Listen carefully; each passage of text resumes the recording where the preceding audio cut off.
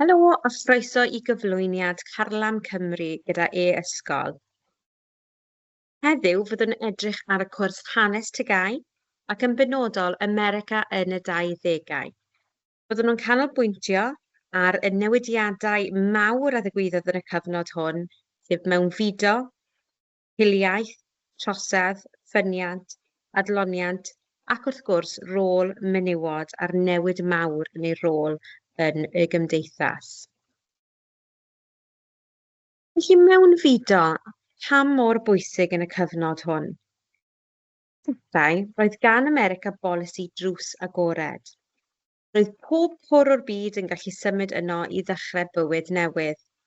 Ond, wrth i fwy a mwy o bobl ddod, dechreuodd pobl America deimlo'n bryderus. Roedd golwadau gyfyngu ar fewn fideo.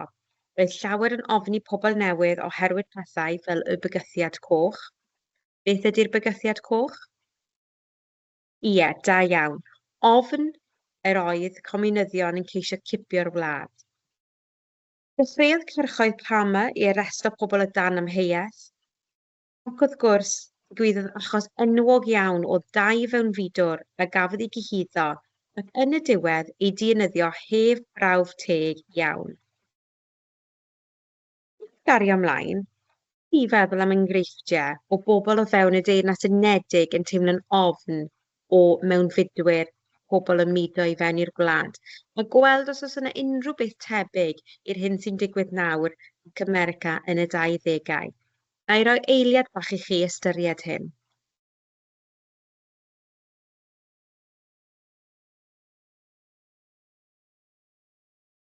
Crefydd a hil. Roedd America yn cael trafferth gyda rhaniadau crefyddol a hiliol. Roedd rai pobl yn glynu at ffwndamентaliaeth grefyddol, yn enwedig yn ardal y Beibl. Un achos enwog iawn oedd prawf y mwci. Rheal athro oedd yn dysgu esblygiad yn lle stori'r Beibl. Yn y cyfamser, roedd pobl dion yn wynebu arwahanu a deddfau Jim Crow. Roedd y KKK yn achosi fwy o ofn trwy ymosod ar bobl oedd yn wahanol iddyn nhw. Ond roedd pobl ddi yn brwydro nôl gyda mediadau fel y NAACP ac yn sefyll lan dros hawliau dynol. Ydych chi feddwl am ffeithiau am y KKK chi wedi dysgu yn y dosbarth a'i nodi lawr ar darn o bapur? Bosib map meddwl. Na i roi ychydig o eiliadau i chi wneud hyn.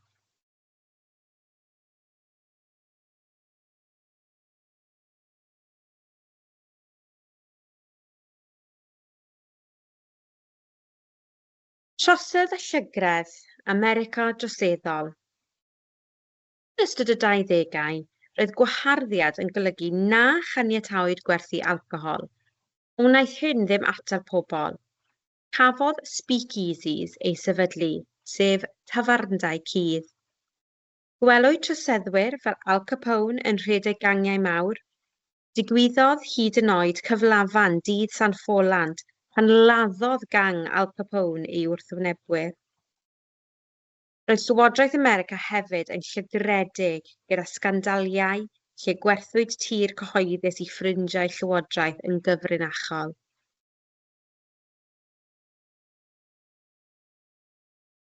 Syniant economaidd. Er gweitha popeth, roedd America'n ffynnu yn ariannol. Roedd ganddynt lawer o asedau ac adnoddau naturiol fel glo ac olew. Ar ôl y Rhyfel Byd Cyntaf, roedd America'n gallu gwerthu llawer o nwyddau i weddill y byd. Pam ydych chi yn credu, ar ôl y Rhyfel Byd Cyntaf, roedd America mewn safle lle oedden nhw'n gallu masnachu a gwerthu llawer o nwyddau i weddill y byd, yn enwedig o bosib Ewrop, dyna cliw bach i chi.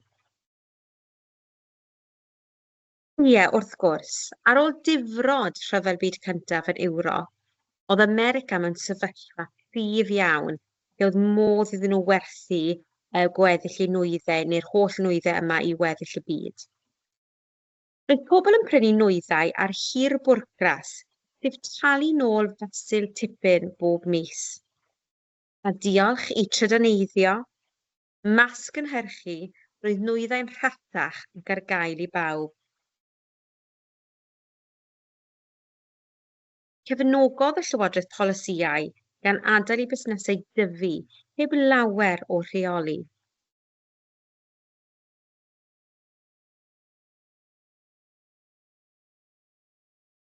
Diwedd y ffyniant, a beth aeth o le? Erbyn 1929, dechreuodd broblemau ymddangos. Roedd gorgynhyrchu. Hynny yw, roedd gormod o nwyddau yn cael ei gynhyrchu a ddim digon o bobl i'w prynu. Roedd pobl hefyd yn fasnachu ar y farchnad stoc, gan fentron ormodol. Ac wrth gwrs, yn Hydref 1929, digwyddodd y cwymp Wall Street. Roedd pobl yn gwerthu stociau mewn panic yn achosi'r farchnad ddisgyn, a dyma dechreuad y dirwasgiad mawr.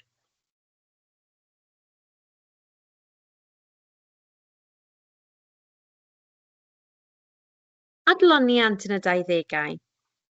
Ar y gwaethaf problemau, roedd pobl dal yn ceisio cael hwyl.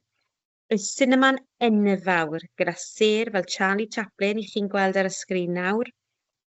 Cyn fuan daeth ffilmiau sain neu'r talkies i'r sinema.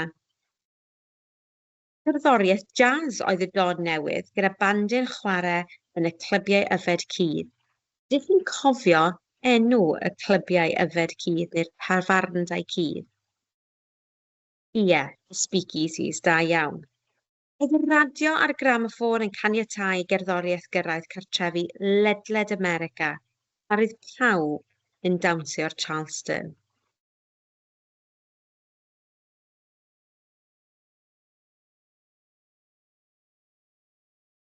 Rôl menywod. 20au, newidodd bywyd menywod yn fawr. Yn ystod y rhyfel, roedd llawer o fenywod wedi gweithio mewn swyddi oedd arfer bod ar gyfer dynion. Ar ôl y rhyfel, teimlodd menywod, wel, pam na allwn ni barhau i fod yn annibynnol? Pam na allwn ni barhau i gwneud swyddi lle oedd dynion yn ei gwneud yn draddodiadol? Pam na allwn ni barhau ennill arian ein hunain? Roedd rhai yn dod yn flappers. Menywod ifanc oedd yn dawnsio, gwisgo ffrogiau byr, torri gwallt yn fyr. Ond nid oedd pawb yn hapus. Roedd llawer yn gweld y flappers fel arwydd bod moesau yn dirywio.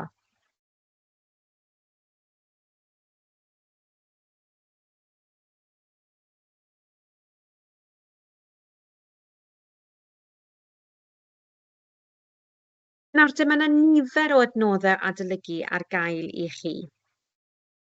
Wrth gwrs, mae gwefan adnoddau cybac.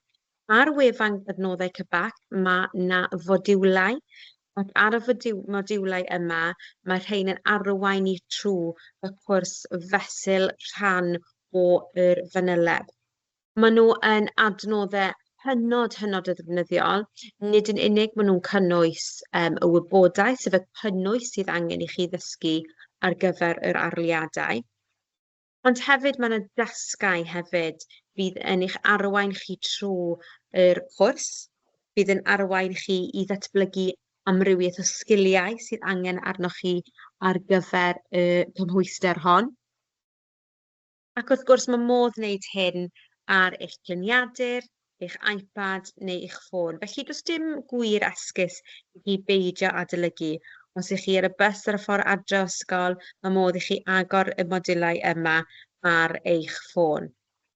Maen nhw'n hawdd iawn i'w ddarganfod. Mae modd darganfod rhain ar Google yn hawdd iawn. Ond os ych chi'n eich cael hi'n anodd i ddarganfod y wefan adnoddau cybac, gofynnwch i'ch athrawon hanes, bydden nhw yn gyfarwydd iawn gyda'r wefan yma ac yn gallu dangos i chi yn union pa ran o'r wefan sy'n addas ar gyfer y cyrsiau neu rhan o'r unedau mae eich athrawon wedi dewis ar eich cyfer. Wrth gwrs, mae yna lyfrau adolygu cybac ar gael yn y siopau llyfrau. Mae rhain hefyd yn werthfawr iawn i chi wrth symud ymlaen at adolygu. Nid yn unig mae rhain yn cynnwys y cymhwyster, ond hefyd yn cynnwys enghreifftiau o cwestiynau arholiad sy'n yn ddefnyddiol iawn i chi wrth i chi fynd yn ei flaen mwyn paratoi ar gyfer y cymhwyster hon. Dwi'n dweud wrth fy nisgyblion yn aml iawn, y ffordd orau, y ffordd o wella'ch gradd chi yn bendant ydy ymarfer cwestiynau arholiad. Ymarfer beth yw yr nodweddion a ddisgwylir gan yr arholwr, ond hefyd ymarfer amseru, ymarfer pa fath o gwestiynau bydd yn ymddangos. Wrth gwrs, byddwch chi ddim yn gwybod beth yw'r papur arholiad cyn i chi i fynd mewn i'r neuadd neu'r ystafell yn barod ar gyfer yr arholiad, ond fe fyddwch chi'n gallu ymgyfarwyddo gyda beth mae'r papur yn edrych fel. Hynny yw, mae cwestiwn 1 yn y fath hyn o gwestiwn bob un tro. Cwestiwn 2 ydy'r math hyn o gwestiwn bob un tro yn y blaen. Dwi'n argymell yn gryf i fy disgyblion i ddechrau yng nghefn yr arholiad a gweithio am yn ôl. Os nad ydych chi'n cyrraedd y cwestiwn ola, chi'n colli llwyth o farciau. Os nad ydych chi'n cyrraedd y cwestiynau cyntaf, rhyw 4-6 marc yn unig chi'n colli. Felly dwi'n argymell iddyn nhw weithio am yn ôl. Mae'r wefan BBC Bite-Size yn ddefnyddiol iawn hefyd. Mae'n ffordd gwahanol o adolygu.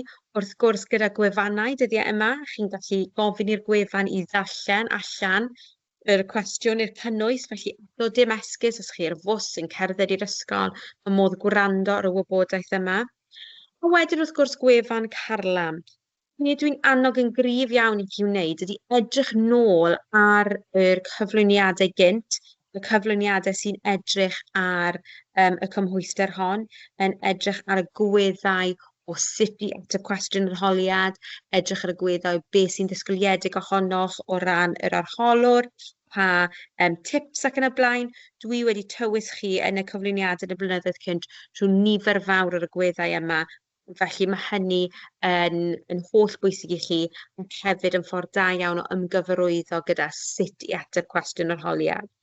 Mae'r cynnwys, mae'r adolygu yr un mor bwysig a sut i ateb cwestiwn arholiad ac ymarfer y sgil hynny o ateb cwestiwn arholiad.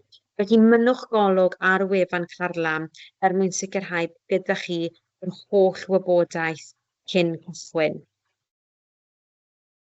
Mae yna ddigon o amser adolygu ar y gweill, felly ewch ati i sicrhau bod chi'n adolygu yn drylwy, bod chi'n ymarfer cwestiwn arholiad, eich bod chi yn edrych ar y prif adnoddau adolygu yma, sef gwefan adnoddau cybac, llyfrau adolygu sydd wedi cael ei gefnogi gan cybac, BBC Bite-Size ac wrth gwrs y gwefan Carlam. Ond sicrhewch eich bod chi wir yn dysgu sut i adolygu, ydych chi'n dda yn sgwennu nodiadau, creu llinell amser, gofyn i'ch rhieni i holi ac yn y blaen. Defnyddiwch gwefannau fel quizzes a yr platforms quiz yma. Mae modd edrych trwy rhain ar quizzes mae pobl eraill wedi wneud, felly mae yna llwythi o heriau fyna gyda chi sydd gan ysgolion eraill, mae modd i chi gael mynediad ati. Felly pob lwc i chi. Cofiwch i fynd dros cynnwys y cwrs gymaint a sut i ateb cwestiwn arholiad. Ffocws y cyflwyniad yma ydy cynnwys y cwrs, ond wrth gwrs mae yna llwythi o fideos ar gael ar eich cyfer ar wefan Carlam yn eich tywys chi trwy sut mae ateb cwestiwn arholiad. Felly pob lwc i chi, a cofiwch darllen y cwestiwn fwy nag unwaith, ac os ych chi eisiau dilyn top tip fi, dechreuwch yng nghefn y papur arholiad. Pob lwc.